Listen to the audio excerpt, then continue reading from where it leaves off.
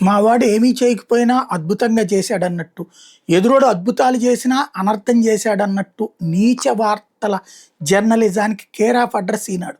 ఒకప్పుడు నైతిక విలువలకు కేర్ ఆఫ్ అడ్రస్, ఇప్పుడు నీచత్వానికి దిగజారిన మీడియాకి కేర్ ఆఫ్ అడ్రస్‌గా ఉంది ఈనాడు. నాడు నేడు లాంటి ఒక వ్యవస్థను ఇంతవరకు చంద్రబాబు గారు గాని, లేకపోతే రోసయ్య గాని, లేకపోతే కిరణ్ కుమార్ రెడ్డి గాని ఎవరైనా చేయగలిగారా? ఇంక్లూడింగ్ రాజశేఖర్ రెడ్డి? ఎవ్వరూ చేయలేదు.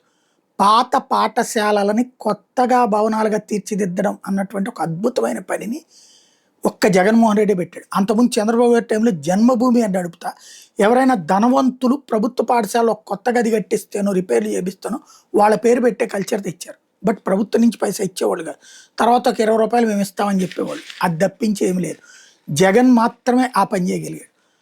దాదాపు 20,000 స్కూళ్ళు మార్చుకొచ్చాడు. ఇంకో 20,000 అండర్ వర్క్‌లో ఉండగా అతను వెళ్ళిపోయాడు. ఇప్పుడు ఈనాడు ఏం రాస్తుందంటే, కాస్త మనసు పెడితే పిల్లలకు మంచి రోజులు. పాఠశాలలో తీవ్రమైన గదుల కొరత, చాలా చోట్ల అసంపూర్తి భవనాల్లోనే తరగతులు. గత ప్రభుత్వంలో కొన్ని చోట్ల మరుగుదొడ్లు పూర్తి చేయలేదు. అంతే తప్పించి అన్ని చోట్ల మరుగుదొడ్లు 80% పూర్తి చేసుకొచ్చారు. కానీ 20% పూర్తి చేయలేదని రాశారు. మరి అసలు అంతకుముందు మరుగుదొడ్లు ఉంటే ఏమైనా జగన్ పగలగొట్టాడా? చంద్రబాబు టైంలో ఉంటే? ఈ రాష్ట్రాన్ని అత్యధిక కాలం పరిపాలించి చంద్రబాబే కదా! మరి ఆయన హయాంలో కడితే ఏమన్నా కొత్తగా తరగతి గదులు జగన్ వచ్చి పీక్కొచ్చాడా? లేకపోతే ఆయన హయాంలో కట్టిన మరుగుదొడ్లను జగన్ ఏమైనా పీకేశాడా?